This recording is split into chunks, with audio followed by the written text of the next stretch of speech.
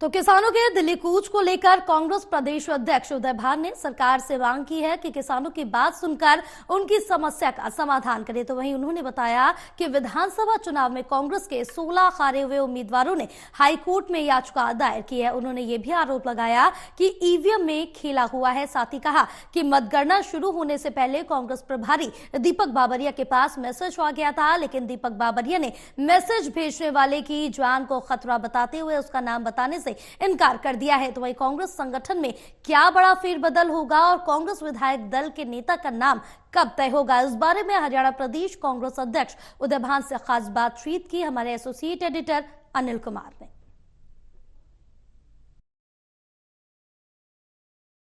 विधानसभा चुनाव में हारे हुए कांग्रेस के कितने उम्मीदवारों ने हाई कोर्ट में याचिका दायर की है, इस मेरे साथ हैं हरियाणा प्रदेश कांग्रेस अध्यक्ष उदय भान। इनसे जानते हैं कि कितने हारे हुए उम्मीदवारों ने याचिका दायर की है। जी, हाई कोर्ट में अभी हमारे 16 जो कैंडिडेट थे जो चुनाव में हारे हैं, उन्होंने इसमें इलेक्शन पिटीशन डाला है। जैसे 5 तो हमारे फरीदाबाद लोकसभा से ही हैं। मैं हूँ, करण सिंह दलाल है, नीरज शर्मा है, विजय प्रताप है, लखन सिंगला है, सोनीपत से इधर जयवीर वाल्मीकि है, जय भगवान अंतिल है, सुभाष देशवाल है, मनीषा सांगवान है, अपना चौधरी ये ब्रिजेंद्र सिंह उचाना कला से वो हैं, धर्मपाल गोंदर हैं, राकेश कंबोज हैं। तो इस तरह से 16 लोग हैं जिन्होंने ये केस डाला है। सचिन कुंडू भी है इसमें। प्रधान जी, आपको क्या लगता है कि ईवीएम में कुछ धांधली हुई है, और क्या लगता है कि जो हाई कोर्ट में याचिका दायर की जाती हैं उस पर जल्दी फैसला हो जाएगा? क्योंकि पुराना जो एक्सपीरियंस कहता है कि याचिका दायर हो जाती है और अगले चुनाव आ जाते हैं, तब तक अदालत में फैसला नहीं होता। देखिए, तो माननीय अदालत का काम है कि वो कितना समय लेता है, लेकिन ये तो अब सर्व विदित है कि ईवीएम में खेला हुआ है। ईवीएम अब विश्वसनीय नहीं है। जगह जगह से जिस तरह से, चाहे वो महाराष्ट्र में भी अब जो रिपोर्ट हो रही है, हरियाणा में भी जगह जगह हमने खुद ने देखा है। हमारे पास भी, जैसे मैंने पहले बताया था, काउंटिंग स्टार्ट होने से पहले मैसेज आ गया था कि भाई 14 सीटें हैक कर ली हैं। ईवीएम मैनिपुलेशन से सारा रिजल्ट चेंज कर दिया है। ईवीएम में डाटा पूरा बदल दिया गया है और किसी भी सूरत में 14 सीट नहीं जीत सकते, और वो 14 में से एक भी नहीं जीते। और जो बताया उन्होंने कि 46 और 49 बीजेपी की तो 48 आई हैं, 36-38 कांग्रेस की लगी, 37 आई हैं, 2 से 3 इनेलो की बताई, इनेलो के 2 आई हैं, इंडिपेंडेंट 3 से 4 लगे थे, 3 आए। तो हूबहू जो रिजल्ट बताया गया, तो उससे तो बिल्कुल इसमें शक की कोई गुंजाइश ही नहीं रह जाती कि वास्तव में ये धांधली हुई है ईवीएम में। प्रधान जी, आपको कैसे पता लगा कि ईवीएम में धांधली हुई है? आपको किससे मैसेज आया ये? नहीं, मैंने बताया कि उस दिन जो मैंने बताया कि आधा घंटे पहले काउंटिंग स्टार्ट होने से 8 बजे से, 8 तारीख को 8 बजे से काउंटिंग स्टार्ट होनी थी। 7:30 बजे हमारे दीपक बाबरिया जी के फ़ोन पर ये व्हाट्सएप मैसेज आया था। 3 मैसेज आए थे, 7:30 AM, 7:35 AM, 7:39 AM। लेकिन किन्हीं कारणों से वो उस मैसेज को बता नहीं पाए।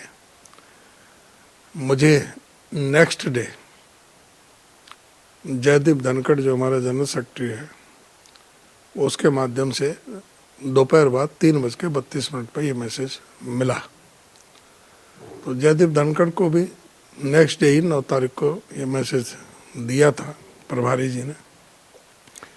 अब प्रभारी जी को खुद को संज्ञान लेना था इस मैसेज के ऊपर, प्रेस कॉन्फ्रेंस करते, हमारे जो मीडिया इंचार्ज हैं जयराम रमेश जी को बताते AICC में, मुझे बताते या हुड्डा साहब को बताते, तो हम पहले ही मीडिया के सामने सारा चीज़ रख देते। अब हमने पूछा कि भाई ये मैसेज आया कहाँ से है, तो उन्होंने यही बताया था हमें कि उसके जान को खतरा है, मैं उसका नाम डिस्क्लोज करूंगा तो उसका मर्डर हो जाएगा, इसलिए उसकी जान बचानी है। तो इसलिए वो जो सेंडर है, जिनको बाबरिया साहब जानते हैं, उनका नाम उन्होंने अभी तक नहीं बताया है। प्रधान जी, जिस तरह भी आपने बताया कि दीपक बावरिया को पहले पता चल गया था, तो आपने जाहिर सी बात है कि अदालत में भी पिटीशन में नाम डाला होगा। जब मामला सामने आएगा तो अदालत के सामने खुलासा हो जाएगा। नहीं, हमने तो डाला है, अदालत क्या संज्ञान लेती है अदालत के ऊपर निर्भर करेगा। प्रधान जी, किसान दिल्ली की तरफ कूच कर रहे हैं, उन्होंने ऐलान कर दिया कि 14 दिसंबर को वो दिल्ली कूच करेंगे, इसको कांग्रेस कैसे देखती है? ये बहुत दुर्भाग्यपूर्ण है, किसानों की बात को सुना नहीं जा रहा, उन्हें मजबूर होकर के इस तरह के कदम उठाने पड़ रहे हैं। जब प्राइम मिनिस्टर ने पहले ही उनको सांत्वना देकर के उनका जो एजिटेशन था वो ख़त्म करवाया था, जिस MSP की मांग के लिए वो अभी तक भी उस पर कोई दिशा में काम नहीं हुआ, तो मेरा तो यही मानना है कि भाई देश के नागरिक हैं, पैदल जा रहे हैं, निहत्थे जा रहे हैं, सिर्फ 101 लोग हैं, वो कोई उपद्रव नहीं कर सकते, कोई उनके हाथ में कोई हथियार नहीं है किसी तरह का कोई, तो क्या दिक्कत है? देश का कानून है, संविधान है, अगर वो दिल्ली आना चाहते हैं अपनी बात कहने के लिए तो अपने देश की राजधानी में क्यों नहीं आ सकते? उनको आने देना चाहिए और उनके साथ चर्चा करनी चाहिए सरकार को, और उनकी समस्याओं का समाधान करना चाहिए, जिससे ये हमेशा के लिए सारे पुलिस वाले भी परेशान हैं, सारे किसान परेशान हैं, बॉर्डर पर पड़े हैं, भूखे प्यासे पड़े हैं, कई महीनों से पड़े हैं।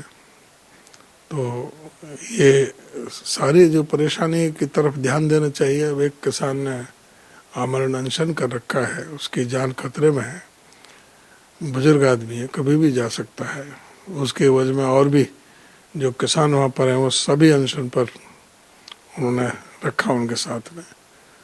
तो इस पर सरकार को तुरंत ध्यान दे करके उनकी समस्या का समाधान करना चाहिए। प्रधान जी, अलका लांबा यहाँ आई थी, उसने कहा है कि कांग्रेस में बड़े स्तर पर फेरबदल होने जा रहा है, और यहाँ उन्होंने महिला कांग्रेस की इकाई भी भंग कर दी है, और उसके बाद यूथ कांग्रेस का कार्यक्रम यहाँ से शुरू हुआ, सदस्यता अभियान, और जब भी कहा है कि बड़ा फेरबदल होने जा रहा है कांग्रेस में, तो ये कब तक संभव है कि बड़ा फेरबदल हो जाएगा? नहीं चल रहा है, वो अपने आप में हमारी फ्रंटल ऑर्गेनाइजेशन है, उनका अपना आप संगठन है, अपने हिसाब से वो तय करते हैं। यूथ कांग्रेस के हमेशा चुनाव से होते रहे, और अभी भी उन्होंने वो प्रक्रिया अपनाई है। ऐसे ही महिला कांग्रेस है, वो भी अपना अलग से हमारा फ्रंटल ऑर्गेनाइजेशन है, वो अपने हिसाब से तय करते हैं कि उन्होंने संगठन नए सिरे से गठन करना है। और जहाँ तक मेन संगठन का है वो हमारे कांग्रेस प्रेसिडेंट वो तय करेंगे, जो हमारा शीर्ष नेतृत्व है। प्रधान जी, राज्यसभा के लिए कांग्रेस ने अपना उम्मीदवार क्यों नहीं उतारा? क्या कारण थे? जबकि कांग्रेस चाहती तो वो अपना उम्मीदवार उतार सकती थी। नहीं, संख्या बल नहीं है उनको 46 वोट चाहिए, 48 उनके अपने हैं, कुछ इंडिपेंडेंट और भी उनको साथ में लगे हुए हैं। तो हमारे पास संख्या बल नहीं, 37 से हमें चाहिए तो 46। हम जब हमारे पास संख्या बल है ही नहीं तो कोई औचित्य नहीं बनता कैंडिडेट उतारने का। प्रधान जी, कब तक कांग्रेस विधायक दल के नेता का नाम तय हो जाएगा, क्योंकि काफी समय हो गया प्रस्ताव पारित करके आपने पार्टी आलाकमान को भेजा हुआ है। इसका तो जवाब पार्टी आलाकमान ही दे सकता है। ये थे मेरे साथ हरियाणा प्रदेश कांग्रेस अध्यक्ष उदयभान। इन्होंने बताया कि हरियाणा विधानसभा चुनाव में कांग्रेस के हारे हुए 16 उम्मीदवारों ने हाई कोर्ट में याचिका दायर की है। वहीं इन्होंने सरकार पर भी निशाना साधा है। Anil Kumar, total news, Chandigarh.